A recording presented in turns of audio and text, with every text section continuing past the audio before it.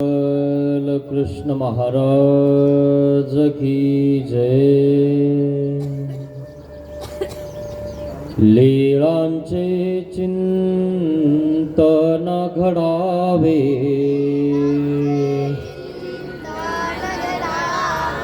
जीवन आपुले पावन व्हावे,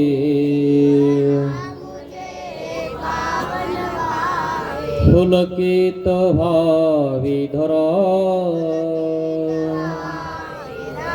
स्वामी श्री चक्रधरा। जय जय श्री चक्रधरा, जय जय श्री चक्रधरा। स्वामी श्री चक्रधरा। श्री गोपाल कृष्ण महाराज की जय। दंडवत हो।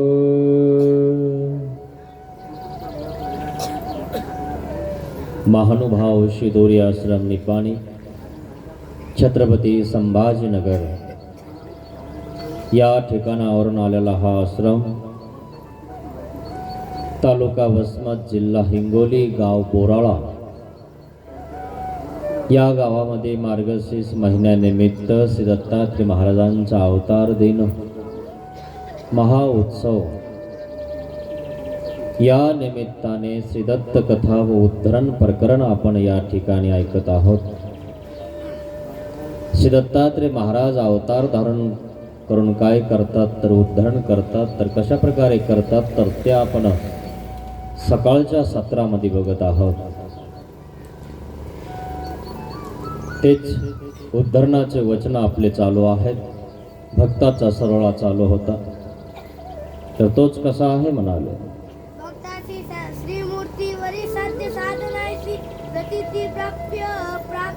भक्तासी श्री मूर्तीवरी साध्य साधन ऐसे प्रतीती प्राप्य प्रापक बोधू। भक्ताला परमेश्वराविषयी प्रचिती कशी असते, जसं तुमच्या घरच्यावर तुमचा विश्वास कसा असतो, तसा परमेश्वराचा विश्वास, प्रचिती, दृढ निश्चयता कशी असते। भक्तासी म्हणजे भक्ताला परमेश्वराविषयी प्रचिती कशी असते, तो कशा प्रकारे धरतो देवाला, कशा प्रकारे पक्का असा धर्म धरतो। परमेश्वरावरी श्रीमूर्तीवर कशी प्रचिती असते, ही जी श्रीमूर्ती आहे ना, हेच माझं साधन आहे आणि हेच माझं साध्यही आहे। श्रीमूर्ती वांचून भक्त राहत नाही। श्रीमूर्ती गेली बाजूला तर बाईसा गेली। देव रिंगणीच्या झाडाखाली जाऊन बारीक झाले तर बाईसा बेशुद्ध झाली। बस भक्त कुंती माता, त्या भक्ताला कळालं देव गेले, कुंती माता दरोजावरच तिथंच पडली। याला म्हणतात भक्त। ते श्रीमूर्ती वांचून राहू शकत नाही। आपण भक्त कुठे आहे, विभक्त आहे आपण। जेव्हा काम पडलं तेव्हा देवाकडे जायचं, काम नसलं की कोणी देवाकडे जायचं, असं येत आपण। भक्त पाहिजे, पतिव्रता पाहिजे। आणि म्हणून अनुसूयाची कथा मी पुढे तुम्हाला सांगणार आहे की तिची प्रतिष्ठा कशी आहे, तिचा मान कसा आहे। म्हणून जो भक्त असतो, एक निष्ठा असतो, त्याचं वैभवच वेगळं आहे मित्रांनो, त्याचं सौभाग्यच वेगळं आहे। कोणी झाकण्याचा प्रयत्न केला तर तो झाकत नाही, तो देवाचा भक्त आहे। अनुसयालाही झाकायचा प्रयत्न करत होते काही जण. झाकली का? तिनं कुंकू लावल्याशिवाय दिवस उगत नव्हता असं म्हणतात. त्याला म्हणतात भक्त. भक्तासी श्री मूर्तीवरी साध्य साधन आईसी प्रचिती. अशी प्रचिती आहे, देव जर दिसले नाही ना तर भक्त राहत नाही. भक्ताला जर कोणी सांगितलं ना खोटं की बस भक्त गेला. माधोबा भक्त खडगे काढून आला स्वामींवर. लोकांना आहे ना जे करतात ना तेच त्या लोकांच्या मनामध्ये असतं आणि म्हणून तेच लोक दुसऱ्याला सुद्धा त्याच दृष्टीने बघत असतात. कारण दिवसभर तुमच्या डोक्यात तेच असतं, विषयच असतो आणि मग तुमच्या डोक्यात दुसरं काही नाहीच आहे ना, मग त्याच दृष्टीने तुम्ही दुसऱ्याला सुद्धा बघत असतात. माधोबा भक्ताच्या घरी एकांक काळामध्ये सर्वज्ञ श्री चक्रधर स्वामी भिक्षा मागायला गेले. गावामध्ये भिक्षाला गेले आणि माधोबा भक्तांनी बघितलं, स्वामी कुठं आहे आपला मुक्काम, बघू आता कुठं करायचं आहे. देव कोणाचा? ज्याचा बलवंत त्याचा. बाबा कोणाचा? ज्याचा बलवंत त्याचा. नाही तर बाबा आमच्या घरी येत नाही. बोलवलं का तू कधी? त्याच्याच घरी जातो, लय दान देतो. तसं काही नसतं. राजा रंकासरी, राजा आणि रंकासरी असते इथं. आणि जो समजा सरी करत नाही, उच नीच मानतो, तो नाहीये, तो भक्त नाहीये. तो भक्तालाही सगळ्यांना सारखं मानतो. लहान असो मोठे असो सगळ्याच्या डोक्यावरून हात फिरवतो. तोच आपला बाप असतो. आईला सगळ्या मुलाविषयी प्रेम असतं, बापाला सगळ्या मुलाविषयी प्रेम असतं. कोणाचं वाईट व्हावं असं त्याला वाटतं. असे भक्त महादोबा भक्त. महादोबा भक्ताने दंडवत घातला स्वामींना, बघितला आणि म्हटलं, महाराज माझ्या सदनाला या ना आपण भिक्षेला. आणि महाराज जोपर्यंत या गावात तुम्ही राहता तोपर्यंत आमच्या माडीवर राहिलं तर नाही जमणार. आमच्या वरची माडी रिकामीच असते, तिथं तुम्ही राहा. माझी बहीण आहे, ती तुमची सेवा करण आणि मी तुम्हाला जे लागेल ना ते आणून देत जाईल. देव म्हणले ठीक आहे, काय हरकत नाही. देव माडीवर राहिले पण गावामध्ये राहिले. गावातले लोक 23 जण, काही उदास, काही अनुकूल तर काही प्रतिकूल. म्हणे माहितीये का माडीवर एक बाबा आलेत. बर मग? नाही आले असं सांगितलं तुला. काही ना काड्या लावायची लय सवय असते. अहो इथंच काड्या लावता असं नाही. वळ्या, पूर्वी वळ्या असायच्या शेतामध्ये. जर त्याच्या 2 वळ्या लागल्या का ते म्हणे आपल्याला तर काहीच नाही झालं, याला 2 वळ्या शेतात त्याच्या. ते चलता चलता बिडी प्यायचं फुकून द्यायचं, अशी काडी टाकून द्यायचा तो. आणि हा घरी जाऊस तर ते पेटून जात होत्या. यांनी धुपण ओढलं, दुसऱ्याचं धुपण काढलं. तू धुपण निघन दमदार जरा. तुला वाटतं काय कोणाचं धुपण मी काढून राहिलो, मग कोण काढणार नाही. ते आतलं धुपण आत गेलं की नाकातून निघत, काय निघत.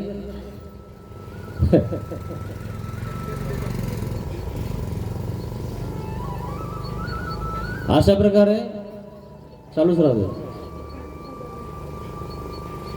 भक्त महादोबा भक्त स्वामींना दंडवत घातला आणि स्वामींना घरी नेला. आणि स्वामी म्हणले ठीक आहे, काय हरकत नाही, आम्ही वरच्या माडीवर राहून जातो. गावात चर्चा सुरू झाली. माडीवर एक बाबा आले, स्वामी आले आणि हा ब्राह्मण आणि त्याची बहीण सेवा करतात. मग 1-2 दिवस बरेच दिवस लोटले. आणि मग लोक बोलायला लागले, टोचून बोलायला लागले. आणि म्हणे काय खरंय, त्याची बहीण त्या बाबाची सेवा करते, आईशेने आईशेही वर्तत असेल. त्या ब्राह्मणाच्या तोंडावर बोलायला लागले, त्याला ऐकू येईना असं वट्यावर बोलायला लागले. वट्यावरचे दुसऱ्याचा चुना घेऊन लावणारे असतात, कधी दुसऱ्याची काडी घेऊनही लावून टाकतात ते. स्वतःजवळ तर काडी नाही, चुना नाही, तंबाखू नाही, पण दुसऱ्याचीच घ्यायची, दुसऱ्यालाच पेटवायची. अशातले काय असतात वट्यावर बसणारे. सगळेच नसतात बरं, काही चांगले असतात. ते म्हणतात चिप बस ना, तू बघ. अशा प्रकारात. आणि मग तो म्हणला जाऊ द्या, या लोकांचं काय ऐकायचं. तो गेला पुढे निघून. मग बरेच दिवस झाले लोक त्याला म्हणायला लागले, त्याच्या तोंडावर म्हणायला लागले. आता त्याला धरलं, इकडे येडायच का रे म्हणे. काय झालं रे म्हणे, तुला माहितीये का तू कुठं जातो, तुझ्या घरी जे बाबा आले ते बाबा एकले, तुझी बहिणी एकली, तुला काय हाय का नाही म्हणे अक्कल गिक्कल. म्हणे चिपस, डोळ्याचं आणि कानाचं 4 बोटाचं अंतर आहे, उगाच मला सांगू नको. बरं असं आहे का म्हणे. अरे असं आहे म्हणे. आणि मग सगळेजण रोज त्याला बोलायला लागले, टोकायला लागले. आणि म्हणून त्यालाही आता काहीच कळणार काय करावं. डोक्यामध्ये शांतता असली, त्याच्यात कचरा टाकला की तो कचरा पेटतो, काडी लावली की वाळला कचरा आहे ना तो. त्याला वाटलं की सगळेच लोक म्हणायला लागले, काय माहित काय भानगडी, बघून तर घेऊ एक दिवस. खरंय ना. आणि मग तसं केलं. तो म्हणला अगं म्हणे काय, आज जरा लवकर माझी शेदुरी बांध, मला जरा बाहेर गावाला जायचंय, आणि 2-3 दिवस काही येत नाही मी आता. अशी सूचना केली. म्हणे ठीक आहे भैया, काय हरकत नाही. तिने शेदुरी वगैरे केली, आणि शेदुरी घेतली, सकाळीच निघाला. पण सकाळी निघाला, गेला कुठंच नाही, पण गावात दिसत नाही आणि तिलाही दिसत नाही. संध्याकाळी बराबर मागच्या शिडीवरून खिडकीतनं वर आला. आणि माडीवर स्वामी होते. आणि मग त्या ठिकाणी हे रात्री स्वामींचं भोजन वगैरे आटोपल्यानंतर सेवा करायला जात होती, सेवना करायला जात होती. आता श्री मूर्तीपासून चंदनाचा सुगंध येत होता. आणि मग स्वामींची सेवा करता करता तिला झोप लागून गेली. आणि तो तितक्यामध्ये वर चढला शिडीवरून, हातात तलवार घेतलेली आहे, खडगा आहे. आणि तो म्हणतो अरे ही तर झोपलेली आहे, 12-1चा टाइम झालेला आहे, काहीतरी यांचं झालेलं आहे. आणि म्हणून असा प्रकार हा घडत आहे. त्याने खिडकी उघडली, खिडकीतून उडी मारली, उडी मारल्यानंतर तलवार कारकांदिशी काढली. आणि बस देवाने आपल्या श्रीमुखावरचा उपर्ण काढलं, पदर काढला आणि बघितला, आणि प्रेम कळिका संचरली. आणि मग देव म्हणतात करा ना तुम्हाला जे करायचं ते. काटकंदिशी हातातली तलवार टाकून दिली. महाराज चुकलं माझं. लोकांच्या बोलण्यावरून आणि लोकांच्या ऐकण्यावरून स्वतःची बुद्धी भ्रष्ट झाली महाराज माझी. माफ करा मला, मी पापी आहे, चांडाळ आहे. अशा प्रकारे त्यांनी माफी मागितली. देव म्हणले ठीक आहे, आता आम्ही इथं राहत नाही, चाललो आम्ही. आणि स्वामी निघाले. भक्त देवा बिगर राहू शकत नाही.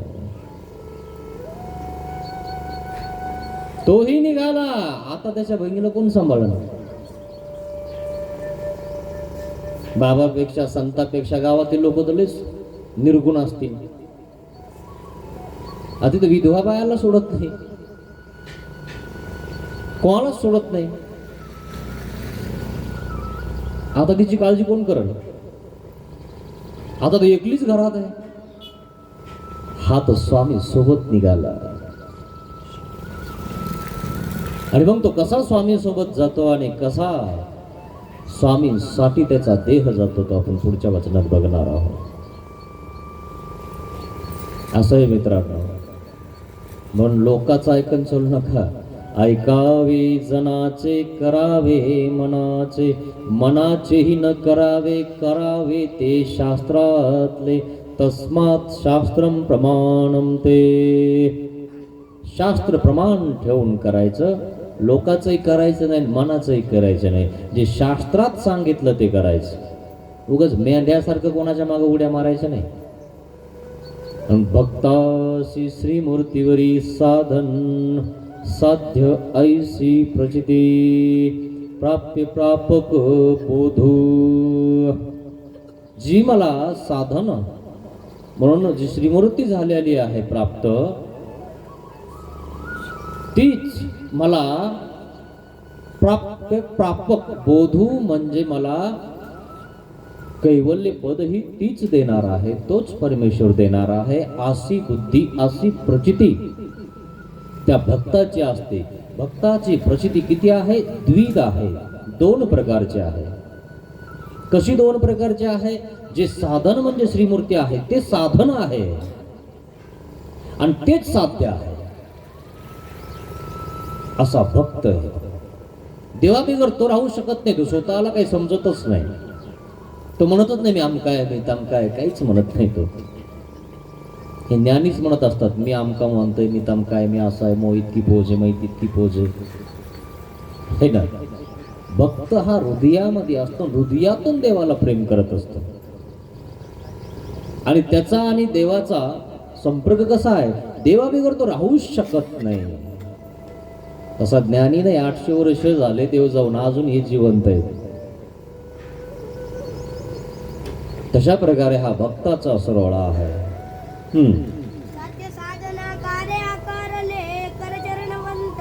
अजून कशी प्रचिती आहे म्हणाले? साध्य साधना कार्याकारले कर चरणवंत ब्रह्म हे. साध्य आणि साधन ना कार्य आकारले कर चरणवंत ब्रह्म हे.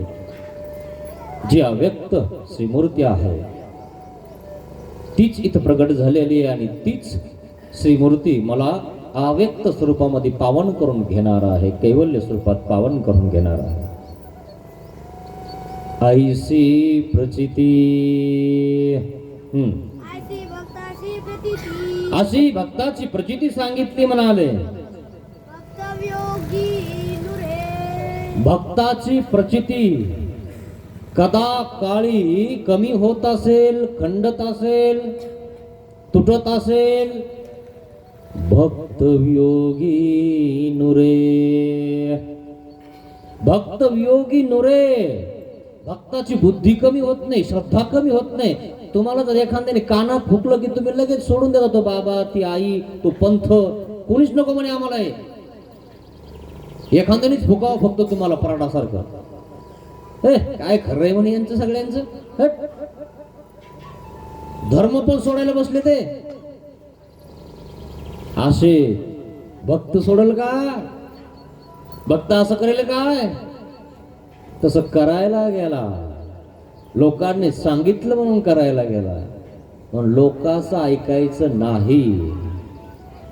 काय? शास्त्रातलं ऐकायचं. लोक तर आपल्याला घोड्यावर बसू देत नाही, पायी चालू देत नाही.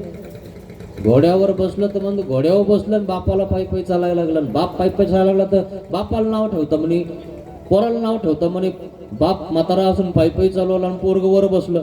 दोघं बसले तर म्हणे छोटंसं घोडं, त्याला घोड्यावर बसलं म्हणजे ते वाकायला लागलं ना. दोघं खाली उतरले. लोक म्हणाले घोडा असून घोड्यावर बसत नाही म्हणे. काय म्हणे कमालच झाली बा म्हणे. काय करायचं? घोड्याला बांधा आणि आत एक दांडी घातली, घोड्यात नेऊन सोडून दिलं. घोडंही मेलं आणि सगळंच मेलं. लोकांचं काय केलं? आपलंच घोडं गेलं. बरं होतं ना, कसं तरी काहीतरी करता येत होतं, काहीतरी आपण करू शकत होतो. काय घेणं या लोकांवरून आपल्याला? कसं होईल पण होई ना. आता बळच करायला लागले कोणासोबत बी. काही होत नाही म्हणे, आम्हाला जमतं असं. आता जमायला लागलं का? माणसं चांगली पाहिजे म्हणे, बाकी काय याचा आतन भेद आला म्हणे आता. आणि आमचे देव 800 वर्षापूर्वीपासून सांगून आले ना, जात भेद नाही. आमच्या पंथाने सुद्धा जात भेद केला नाही. सगळे तिचे आहेत, सगळे जीव आहेत, सगळे सम आहेत. हा तमकान, हा तमकान, मग त्याला नीच म्हणायचं, मग याला उच म्हणायचं. हे आमच्या देवाने आम्हाला शिकवलंच नाही. आमच्या देवाच्या भक्तांनी माईम भट्टाने मातंगाच्या हाताने लाडू खाल्ला, देवाने खाल्ला. मग काय स्पृश्य आणि काय स्पृश्य आहे, काय विटाळ आणि काय नाहीये, असं काही नसतं. माणसाचं मन निर्मळ पाहिजे असतं. वरतून कितीही तुम्ही चांगले दिसले ना, आतून जर आतल्या गाठीचे असले, मी तुम्हाला सांगितलं गाठी गाठी होऊन जातात, नसा बंद होऊन जातात, असा प्रकार आहे. स्वच्छ रहा, निर्मळ रहा, जे आहे ते. भक्त वियोगी नुरे, भक्ताची श्रद्धा प्रचिती कधी काळी खंड होत असेल, भक्त वियोगी नुरे. भक्त उरतच नाही देवा बिगर. मग कसा उरत नाही? माधवा भक्त निघाले, प्रेम कळिकाचा संचार झाला, 4 कळिकेचं प्रेम दिलं माधवा भक्ताला. आणि भक्त तसेच निघाले. स्वामी म्हणले आता आम्ही इथं राहत नाही, आम्ही चाललो. भक्त पण निघाला. काही बाहेर गेले, गावाच्या बाहेर गेले, सगळेजण बघायला लागले. म्हणे अरे हा तर माधवा भक्त तर देवा सोबत चाललाय. आता तर उलटच झालं म्हणे, आपण त्याचे कान भरले तर उलटच झालं म्हणे. आता तर हाच संन्यासी झाला आणि याची बहीण घरी एकली सोडून चालला. अवघडच आहे म्हणे. म्हणून काही लोक काहीही म्हणतात, काय म्हणतील काय भरोसाच नाही. आता त्याला पटलं, त्याला बोध झाला, ज्ञान झालं तर ते निघलं. हे लोक महातच त्याच्यामध्ये काहीतरी पाणी टाकतात, तेल टाकतात. खाऊ घातलं काय काही, काय खाऊ घालणार आहे रे तुला? आणि कोणाला काय येतं रे? तू कोणाचं खातो म्हणून तुला कोणी लागत, तसं आम्हाला लागणार आहे काय? असा प्रकार आहे. असं काही नसतं. भक्त निघाले. निघाल्यानंतर स्वामी म्हणतात, नदीच्या काठावर जातात आणि सांगतात तुम्ही ह्या गावाला थांबा, आम्ही त्या गावाला थांबतो. कारण तुम्ही आमच्यावर जे खड्ग काढून आलात ना, जो गंज तुम्हाला लागलाय ना, जो दोष तुमच्याकडे आहे ना, तो वियोग दिल्यामुळं काय होणार आहे? नासणार आहे. कारण किती मोठा दोष आहे. तुम्ही आक्षेप घेतलेला आहे, तुम्ही हातात खड्ग घेतलेला आहे, तोही स्वामीवर. स्वयं म्हणले तुम्ही ह्या गावात थांबा, आम्ही त्या गावात थांबतो. भक्त देवा बिगर राहू शकत नाही, पण देवाची आज्ञा आहे, थांबावाच लागन. देव त्या गावात गेले आणि भक्त या गावात थांबला. आणि देवाने सांगितलं आम्ही तुम्हाला पाखा माखा 15 दिवसाला दर्शन देत जाऊ. नदीच्या त्या टोकाला, तुम्ही या टोकाला राहत जा. ठीक आहे, काय हरकत नाही महाराज, तुम्ही म्हणता तसं. या गावामध्ये थांबा, भिक्षा मागून खा. हो महाराज. 15 दिवस झाले आणि भक्त नदीच्या काठावर आले, स्वामींची वाट बघायला लागले.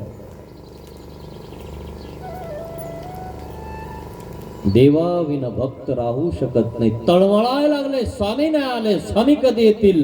स्वामींचं नामस्मरण करायला लागले, चिंतन करायला लागले. त्या गावातून नदीतनं कोणी जर आलं ना, तर त्याला विचारायला लागले भक्त, हो माहितीये तुमच्या गावामध्ये एक असे परमेश्वर अवतार आलेले आहेत, अजान बाहू विशाल नेत्र, गोर वर्ण 32 लक्षण सुस्वरूप आहेत का तुमच्या गावात? हो म्हणे आहेत ना. कशा आहेत ते? चांगले आहेत. तुम्ही आले तेव्हा काय करत होते स्वामी? बसलेले होते. व्यवस्थित आहे ना सगळं? त्या गावावरून, स्वामींच्या गावावरून एक ब्राह्मण भक्ताच्या गावाला भिक्षा मागायला येत होता.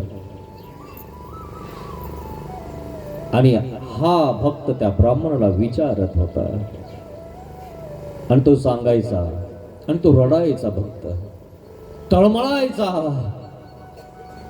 कारण देवाचा वियोग झालेला आहे त्याच्याकडला.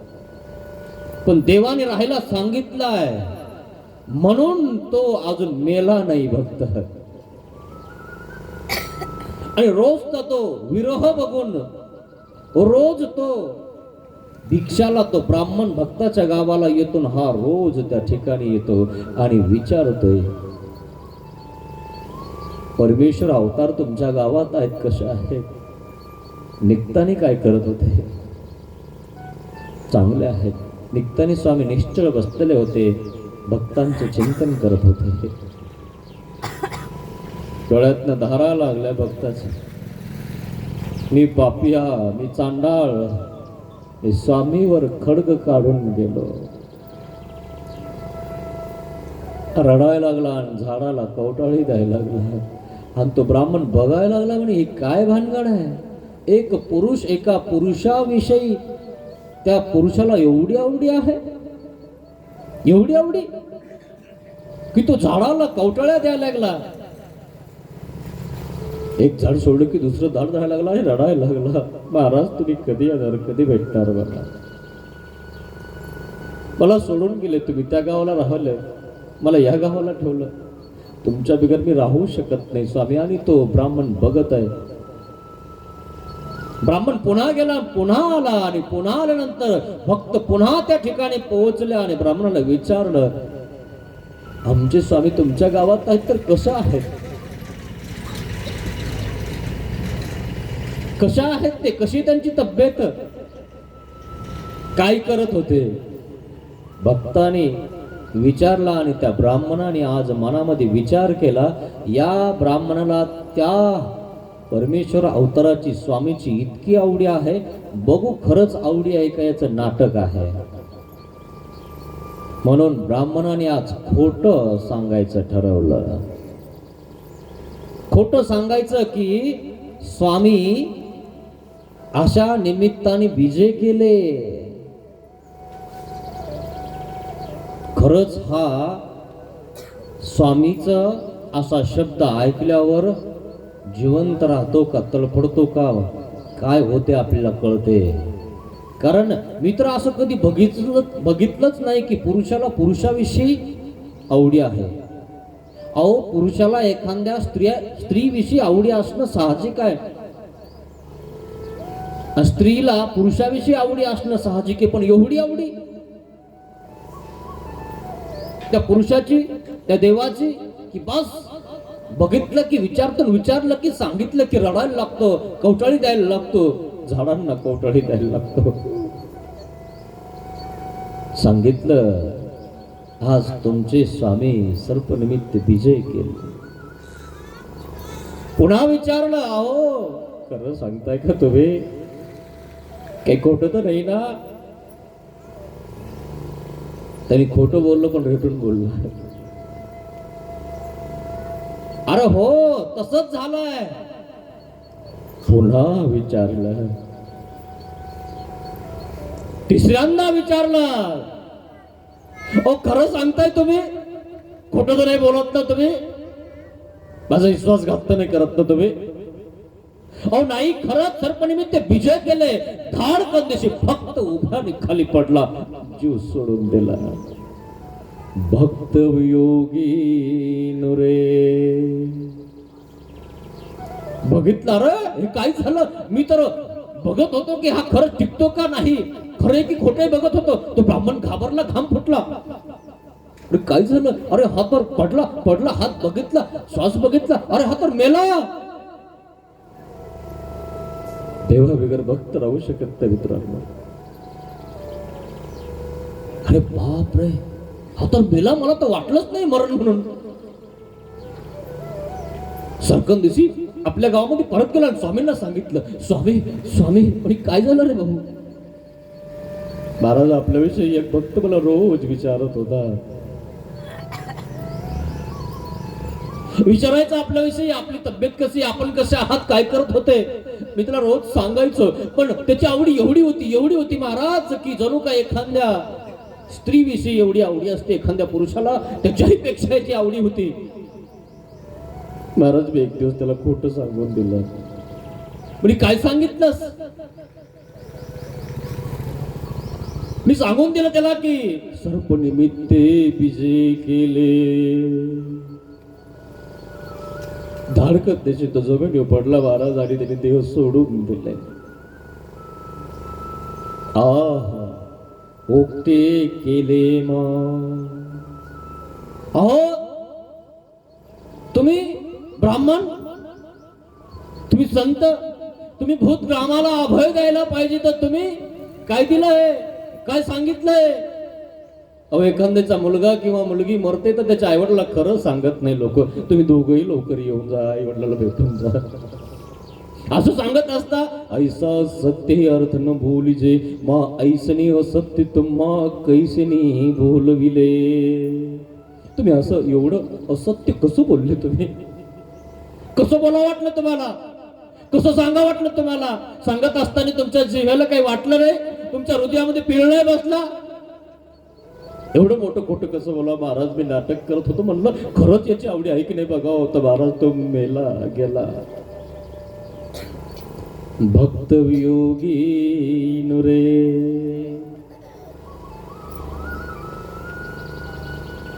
आणि मग स्वामी म्हणतात ठीक आहे ते तर गेले बी नसरे. स्वामीने सांगितलं तुमच्याकडे कुदळी पावडा आहे? हो आहे का? जा घेऊन या लवकर. कुदळ पावडा आणलं. स्वामी गेले नदीच्या काठावर गेले. भक्ताला बघितलं आणि कवटाळलं. इतकं थोडा वेळ थांबायचं होतं, मी येणारच होतो भेटायला. त्यांनी सांगितलं आणि तुम्ही त्याच्यामुळे आम्हाला सोडून गेले. कवनाचे दुःख आम्हा या भक्ताचे दुःख. कवटाळला आता डोक्यावरून हात फिरवला. घाई केली तुम्ही, आम्हाला सोडून गेले. भक्त वियोगी नुरे. खड्डा खांदला. आजकाल लोक खड्डा सुद्धा स्वतः खांदत नाही. देवाने खांदावा. देवाने माती लावावी, घर खाली जाऊन बघावं व्यवस्थित झालं की नाही. त्या ब्राह्मणाला धरायला लावला आणि देवाने मानीकडनं धरलं आणि व्यवस्थित त्या घरामध्ये बसवलं. मिठाचे खडे टाकले वरतून, व्यवस्थित सगळं झाकून घेतलं. आणि बस त्या ठिकाणी सगळा असा गोल राऊंड केलेला आहे. आणि वर स्वामी त्या ठिकाणी म्हणतात इथं आम्हाला उभारा वाटत नाहीये. कोणाला कोणाचं दुःख होतं, कोणाला कोणाचं दुःख होतं. आम्हाला आमचा भक्त सोडून गेला त्याचं दुःख होतं. ऐसे ते भक्त भक्त वियोगी नुरे. भक्त देवाबिगर राहू शकत नाही मित्रांनो. पाहिलं का? प्रत्येक माणसाकडे धर्म आहे, पण तो धर्म जागृत करणं पाहिजे. जागृत करणारा गुरु पाहिजे. असे वटेवर बसणारे आणि कान फुकणारे गुरु भेटल्यावर तो अधर्मी नाही होणार का? झालाच होता ना अधर्मी. गेला होता ना तलवार घेऊन. एवढं मोठं पाप करायला निघाला होता तो तुमच्यामुळं, तुम्ही सांगितल्यामुळं. माहिती तुम्ही सांगितल्यामुळं किती मोठा अनर्थ घडतं. तुम्हाला काय, तुम्ही चालता चालता देता फुकून. तुमच्यामुळं किती मोठं पाप त्याला घडणार होतं. आणि म्हणून जे सांगतो हे करी तया नरक धरी तया नरक एक एकासी दे तया नरक. अहो नुसतं तुम्ही निंदा ऐकली तर नरकाला कारणीभूत होता, तर सांगितलं का होणार काय? किती मोठं ओक्त आहे हे. अशा प्रकारे माणूस नरक जोडून घेतो मित्रांनो. आपल्याला तर करणं होत नाही, पण जो करतो त्याला आपण नावाने बोट ठेवत असतो. तो उरला नाही देवाच्या सन्निधानात. भक्त वियोगी नुरे. उद्धव देव ते प्रेमी भक्त होते, पण उद्धव देवाला ज्ञानी आणि प्रेमी, ज्ञान आणि प्रेम दोन्ही असल्यामुळे थोडासा ज्ञानामध्ये अहंकार असतो मित्रांनो. ज्ञान हे गुरगुर करतं माणसाचं. तसं प्रेम गुरु नाही करत. कधी बाईसा कोणाला म्हणली काही म्हणली तर फक्त देवाविषयीच म्हणली, पण बाईसा सदैव सगळ्यांचा अभिमान घ्यायची. बाबा राहू द्या ना त्याला, कुठं जातील बिचारे, सगळं संघ परित्याग करून आले, कशाला पाठवतात त्याला. नाही बाई जाऊ द्यायला इथून, काढून द्यायचंय नागदेवाला इथून. न जाणे कित्येक अनिष्ट त्याला अंगवणारा आहे तो. नाही थांबायचं इथं. बाबा त्यांनी आई सोडली, बाप सोडली, घर सोडलं, दार सोडलं, सगळं सोडून तुमच्याजवळ आलं, सर्व संघ परित्याग केला आणि हा तर कुठं जाईल, आम्हाला विचारायचं नाही, आम्हाला माहिती नाही कुठं जायचं, चाललं जायचं इथून, थांबायचं नाही आमच्या जवळ. बाईचा अभिमान घ्यायची. हे प्रेमी भक्त आहेत ना, ते हृदयापासून प्रेम करत असतात. कारण प्रेमियाला कधीच दोष दिसत नाही, ते दोष घेतही नाही कोणाचे. चुकला असेल जाऊ द्या, लेकरू आहे असं म्हणतात. जसे आपली आई आपल्या मुलाला सदैव माफ करत असते, तसा प्रेमी भक्त असतो, तो माफ करत राहतो, जाऊ द्या. पण ज्ञानी आहे ना, ती गुरगुर करत राहतात. असं हे ज्ञान अभिमानी असतं. पण त्या अभिमानाला दाबणं हे ज्ञानाचं काम असतं. आणि ते जर तुम्ही दाबलं ना, तर तो माणूस विजयी होतो. एकला विजय, तो सक्सेस होतो, तो परमेश्वराच्या मोक्षाला पात्र होतो. सगळ्या काट्यातून सगळ्यांना समजावून जावं लागत, सगळ्यांना धरून पुढे निघावं लागत. एखाद्याला तुम्ही असा धक्का मारला, तुम्ही काय म्हणणार, बापाचा धक्का मारतो, कसं वाटतं तुम्हाला? सगळ्यांना समज देऊन, बोलणाऱ्याला समज देऊन, वापस बोलणाऱ्याला समज देऊन आपल्याला त्यातनं रस्ता काढावा लागतो. ठीक आहे भाऊ, तुम्ही म्हणता तेच खरं आहे, जाऊ द्या. कुठं कोणाच्या नादी लागत बसता मित्रांनो. तसा थोडासा गर्व ज्ञानाचा उद्धव देवाला आला होता. श्रीकृष्ण महाराज गोकुळातनं मथुरेला आले वर्षाच्या 12व्या वयामध्ये. कंसाचं मर्दन केलं, मारून टाकलं, धर्माची प्रतिष्ठा केली, अधर्म नाहीसा केला. पण गोपिका इकडं त्या श्रीकृष्णा वांचून तीळ तीळ जळत होत्या. कृष्णा बेगर त्या राहू शकत नव्हत्या.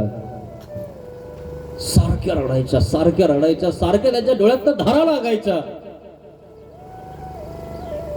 त्या गोपिकांना त्या श्रीकृष्ण भगवंताचं नामस्मरण चिंतन करावं हेच त्यांनी जोडलं होतं. उठता बसता चालता फिरता, दूध विकताने, दही विकताने, तूप विकताने, सारखा कृष्ण त्यांच्या चेहऱ्यासमोर, त्यांच्या डोळ्यासमोर येत होता. काना निघून गेला, काना आमच्या आठवण येते का नाही तुला? मोठा झालास तू, आता राजा झालास. मथुरेला गेलास, आम्ही खेड्यातल्या स्त्रिया, आम्हाला काय कळतं? सिटीमध्ये गेल्यावर खेड्यातल्या लोकांना माणूस विसरून जातो, तसं ते बोलायला लागले. विसरून गेला असं का ग आपल्याला कृष्णा? नाही ग, तसा नाहीये, तो चांगला आहे. अगं त्याच्या बासरीची धून माझ्या कानामध्ये वारंवार चलते ग, तो कधी येईन आपल्याकडे. अगं तो तर येतो की नाही माहिती नाही, पण आपण जायचं का त्याच्याकडे? कसं जायचं ग? सारख्या ह्या गवळणी, अगं मी लोणी बांधून ठेवलंय आणि घराच्या समोर ठेवलंय, तो चोरायलाही येत नाही. चोरण्यामध्ये पण त्या गवळणीला आनंद वाटायचा की काना माझ्या घरी चोरी करण्यासाठी यावा. तो आनंद होता गोकुळातला. श्रीकृष्ण महाराज तिकडे या गोपिकांचं चिंतन करतात आणि गोपिका माझ्या बिगर तडफडत आहेत असं सांगत आहेत. उद्धवदेव म्हणले, आणि त्या गोपिका तुमच्या बिगर राहू शकत नाही, त्यांना समज देतो म्हणे मी. त्यांना काय लागतं म्हणे समज द्यायला, त्या खेड्यातल्या मुली. देव म्हणले, असं तुम्ही त्यांना समजावून सांगू शकता की थांबा काही वेळ म्हणून? म्हणे हो मग सांगू शकतो. म्हणे जाता का मग गोकुळात? हो म्हणे, मी समज द्यायला जाईन त्यांना. देव म्हणले ठीक आहे, जा. मग रथ दिला उद्धव देवाला. जाणार हो, जातो, समज देतो मी त्यांना. ज्ञानाची भाषा कशी आहे? समज देण्याची भाषा असते. मी समजावून सांगतो, त्यांना ओटणीवर आणतो. समजावून सांगितलं तर नक्की ऐकतील त्या. पण प्रेमाला समजच नसते मित्रांनो. ते प्रेम आहे, ते कुंकडही पाझरतं, ते त्याच्या बिगर राहू शकत नाही. त्याला म्हणतात प्रेम, त्याला म्हणतात भक्त. ते भक्त जातीचे सगळे त्या गोपिका होत्या. श्रीकृष्ण भगवंताला रथ दिला आणि स्वतःचा पितांबर उद्धव देवाला आपल्या दिलेला आहे आणि सांगितलं, हे पत्र आमच्या गोपिकांना द्या. श्रीकृष्ण भगवंत आणि हे पत्र दिलेलं आहे म्हणून त्यांच्या समोर वाचून दाखवा. आणि म्हणून रथ घेऊन निघाले उद्धव देव. पत्र हातामध्ये आहे, पितांबर गळ्यामध्ये टाकलेला आहे. श्रीकृष्ण भगवंताचा पितांबर हा भेट म्हणून, माझा म्हणून माझ्या गोपिकांना द्या. त्यांच्यासोबत मी लहानपणी खेळलो, उठलो, बसलो, त्यांचं दही दूध चोरलं मी. आता त्या माझ्या आठवण करत आहे.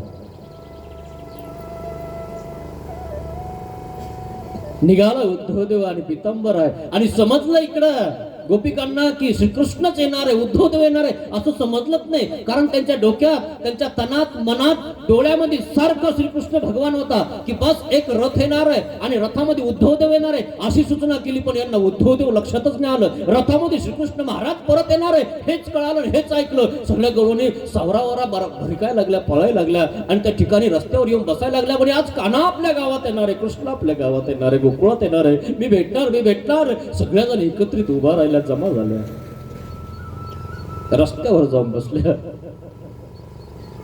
कान्हा भेटायला येणार आहे पण वास्तविक उद्धवदेव भेटायला येणार होता, समज देण्यासाठी येणार होता, सांगायला येणार होता. पण यांना दुसऱ्याचं नाव सुद्धा ऐकायला येत नव्हतं श्रीकृष्णाशिवाय. मला कोणीच माहिती नाही असं नागदेवाचार्य म्हणले. नैने कहूनी श्री चक्रधरा वांचोने, मी कोणालाच ओळखत नाही माझ्या देवाशिवाय. तसे या गोपिका देवाशिवाय कोणालाच ओळखत नव्हत्या, अशा होत्या.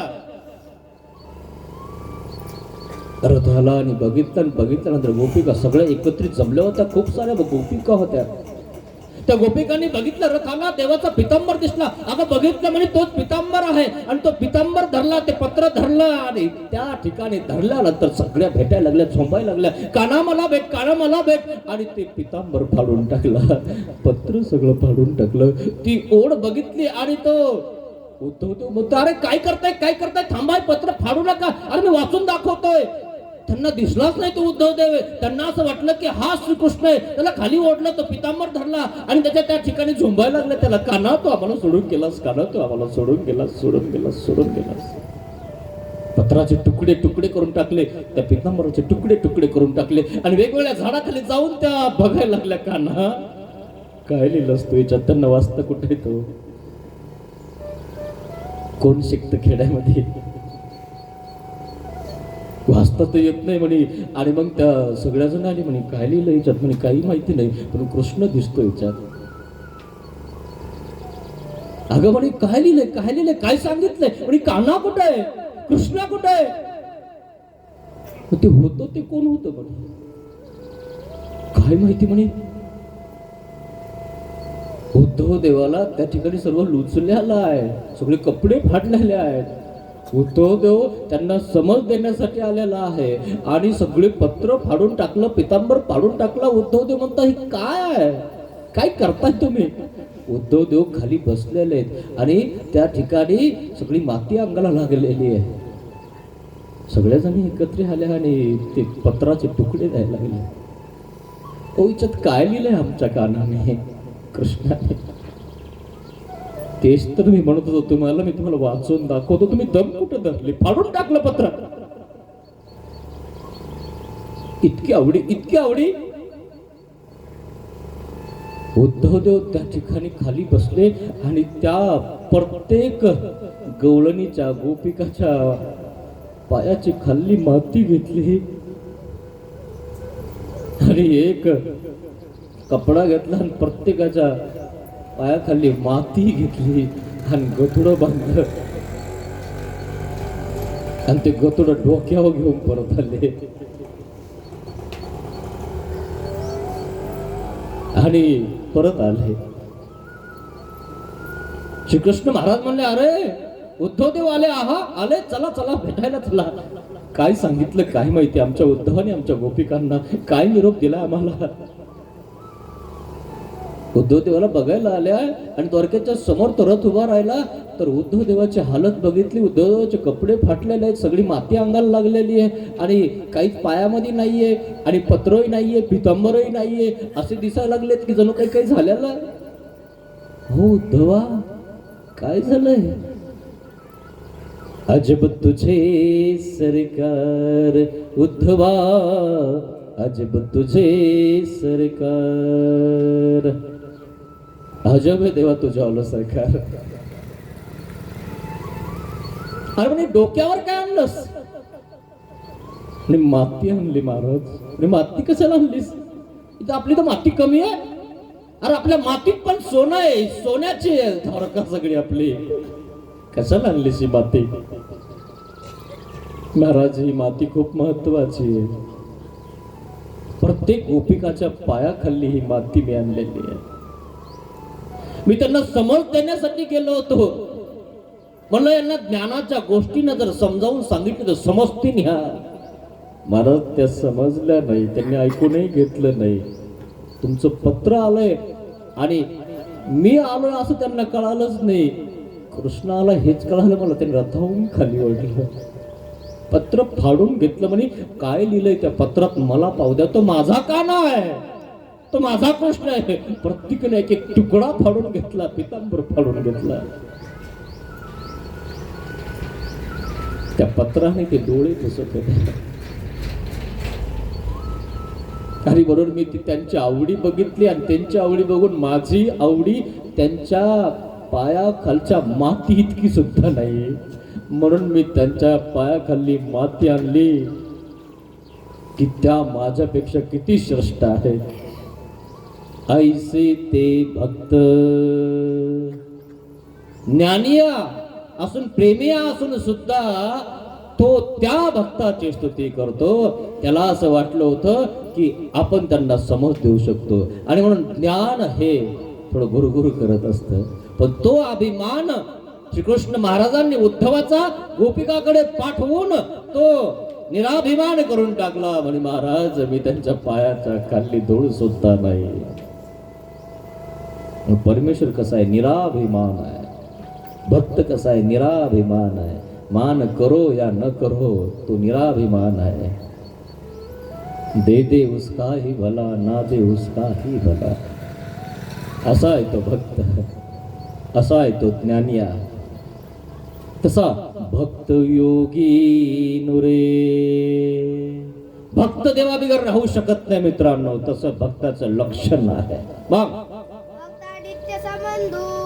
अहो भक्त राहू शकत नाही, पण भक्ताचं देह गेल्यानंतर परमेश्वर त्याला वियोग देत असतील. कोणा एका जन्मामध्ये घालत असतील किंवा कोणा एका माईच्या पोटामध्ये तो जन्म घेत असेल तर त्यावेळेस कसं आहे म्हणाले भक्त नित्य संबंध. अहो ज्या वेळेस भक्त सन्निधान देतो देवाला, देह सोडून जातो, त्यावेळेस परमेश्वर त्याला संबंध देत नाहीत. त्या भक्तासोबत त्या आईच्या पोटात जन्म घेतात देव. एकीकडनं भक्त तर एकीकडनं देव असतो. जावळे मुलं माहिती ना तुम्हाला? एक देव तर एक भक्त. भक्त स्वतःला कसा बघतो देवाविषयी? मी म्हणजे देव, देव म्हणजे भक्त, भक्त म्हणजे मी. जणू काही भक्तानी आत्माच केला तो परमेश्वर. आत्मा आहे तो भक्ताचा परमेश्वर. बस देवाला जर काही झालं की याचा आत्मा गेला, गेला ना कुंतीचा, गेला ना रुक्मिणीचा, गेला ना माधोबा भक्ताचा आत्मा. परमेश्वराला काही झालं की हेच गेले. अहो बाईचा विचारल्यानंतर बाईसानं तिनं विचारलं, मारीला उडी पाण्यामध्ये. भक्त योगी नुरे. अशा भक्तांना पुन्हा जन्मवतात तर जन्मवताने त्याला वियोग देत असतील. भक्ता नित्य संबंध. एकदा भक्त झाले ना तुम्ही, देव तुम्हाला सोडत नाही, तुम्ही देवाला सोडत नाही. पण आजपर्यंत आपण भक्तच झालो नाही मित्रांनो. म्हणून आपण गटांगळ्या खातो. या नरकाच्या या कलियुगामध्ये जन्म रूप चक्रामध्ये आपण फसलेलो आहेत मित्रांनो. भक्त नित्य संबंध, भक्ताला नित्य संबंध आहे. जन्म झाला तरी देवाला त्याच्यासोबत जन्म घ्यावा लागतो, कारण देव जर त्याच्यासोबत नाही आला तर तो नाहीच. असा प्रकार आहे, त्याला म्हणतात भक्त. भक्त नित्य संबंध, उद्धार होईपर्यंत परमेश्वर त्या भक्ताला सोडत नाही, असा तो भक्त आहे मित्रांनो. त्याचा संबंध परमेश्वर करत नाहीत, म्हणून भक्ती करा मित्रांनो. चिंतन करा, स्मरण करा, गोप करा. देवासाठी जर तुम्ही करणार आणि भक्ती करणार ना, तर देव तुम्हाला सोडणार नाही. पुन्हा संबंध होऊन जाईल, तुम्हाला मोक्ष होऊन जाईल. मग उठता बसता घेता देता हात हलविता काहीही करता त्या परमेश्वराचं नामस्मरणाने चिंतन करा. अशा प्रकारे हा भक्ताचा सगळा या ठिकाणी संपलेला आहे. श्री गोपाल कृष्ण महाराज की जय. दंडवत हो.